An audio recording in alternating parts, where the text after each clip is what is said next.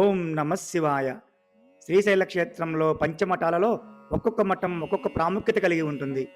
ఈరోజు నాలుగవ మఠమైన రుద్రాక్ష మఠం గురించి తెలుసుకోబోతున్నాము. ముఖ్యంగా ఈ వీడియోలో రుద్రమహాముని ప్రతిష్ఠించిన రుద్రాక్ష శివలింగాన్ని, వారు ధ్యానం చేసిన రహస్య ప్రదేశాన్ని, వందల సంవత్సరం నాటి పుట్టను, మరీ ముఖ్యంగా ఈ మఠాలను స్థాపించిన వారు ఎవరు, ఇక్కడ వారు ఏం చేసేవారు మొదలగు ఆసక్తికరమైన విషయాలను తెలియజేసే ప్రయత్నం చేస్తున్నాను. వీడియోను ఎక్కడా స్కిప్ చేయకుండా చివరి వరకు చూడండి. ఇలాంటి పురాతన ఆలయాలను చూపే మా ఛానల్ను లైక్ చేసి సబ్స్క్రైబ్ చేస్తారని ఆశిస్తున్నా. శ్రీశైల మల్లికార్జున స్వామి ప్రధాన ఆలయం నుండి సుమారు 1 కిలోమీటర్ దూరంలో ఉంటుంది ఈ రుద్రాక్ష మఠం. ఈ మఠం ప్రత్యేకత గురించి ఇక్కడే అనేక సంవత్సరాలుగా స్వామివారి సేవ చేస్తున్న వారిని అడిగి తెలుసుకుందాము. ఓం నమ శివాయ. రుద్రాక్ష మఠము ఇక్కడ లింగం రుద్రాక్ష రూపం ఉంటుంది. లింగం అంతా రుద్రాక్ష రూపం ఉంటుంది. ఆ రూపం ఉంది కాబట్టి రుద్రాక్ష మఠం అంటారు. దీని పేరు వచ్చేసి కాశీ విశ్వనాథుడు కాశీలింగం అది. అవునవును, కాశీ విశ్వనాథుడు రుద్ర మహాముని గారు సాక్షి లింగం.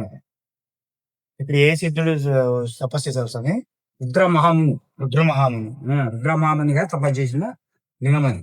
అంటే ఆ లింగం తీసుకొచ్చి ఆయన ప్రతిష్ఠ చేసినదే రుద్రమహాముని గారు. అంటే కాశీ నుంచి తీసుకొచ్చి లింగం, కాశీ తీసుకొచ్చిన లింగం అది. ఇక్కడ నంది ఒకటి, ఈ నంది కాకుండా పక్కన నంది ఒకటి, ఆ నంది ముందు ఆయన అర్థం చేసి అలోపల గ్రో కూడా ఉంటాడు పక్కన, ఆయన తపస్సు చేస్తుంది. ఇక ఇప్పుడు ఈ మఠాలను స్థాపించిన గురువుల గురించి తెలుసుకుందాము. శ్రీ గురుభ్యో నమః. ఓం నమో భగవతే శ్రీరమణాయ నమః. గురవే సర్వలోకానాం విషజే భవరోగీణాం నదే సర్వవిద్యానాం శ్రీ దక్షిణామూర్తయే నమః. శ్రీశైలంలోని ఈ ప్రసిద్ధ ప్రాచీన పంచమఠాలను శైవమునులు మరియు సిద్ధులు స్థాపించారు. ఈ శైవమునులు మరియు సిద్ధులు స్థాపించిన మఠాలలో సాధకులు, సన్యాసులు, బ్రహ్మచారులు మొదలగువారు ఆధ్యాత్మిక విద్యలను నేర్చుకుంటూ సాధన చేస్తూ గురు సాన్నిధ్యంలో ఆధ్యాత్మిక ప్రయాణం చేసేవారు. ఈ మఠాల్లోని గురువులు కేవలం ధ్యానం, జపం మాత్రమే కాకుండా అడవుల్లో లభించే కందమూలాలు తింటూ అత్యంత నిరాడంబరంగా జీవించేవారు. పురాతన గ్రంథాల ప్రకారం ఈ మఠాల్లో నివసించే గురువులకు రసవాదం మరియు ఆయుర్వేదంలో అపారమైన ప్రజ్ఞ ఉండేది. రోగాలతో వచ్చే భక్తులకు వారు మూలికలతో చికిత్స చేసేవారు. మఠానికి వచ్చే భక్తులకు ఆకలి తీర్చడంలో తమ ప్రథమ కర్తవ్యంగా భావించేవారు. వీరిలో కొంతమంది సాధకులు బాహ్య ప్రపంచానికి కనిపించడానికి ఇష్టపడేవారు కాదు కాబట్టి రహస్య గుహలు ఏర్పాటు చేసుకొని అందులో సాధన చేసేవారు.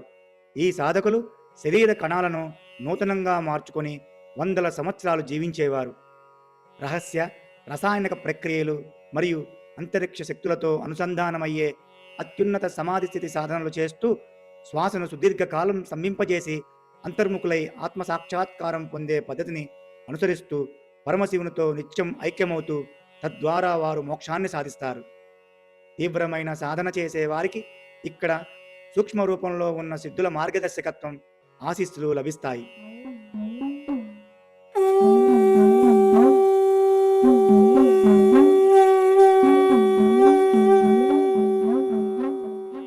అదిగో చూడండి, రుద్ర మహాముని వారు ప్రతిష్ఠించిన రుద్రాక్ష శివలింగం.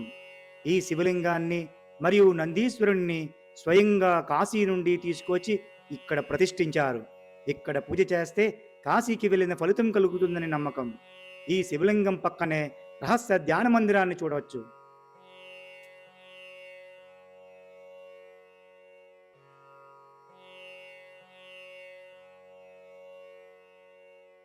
ఇక్కడ మనము ఒక విషయం తెలుసుకోవాలి.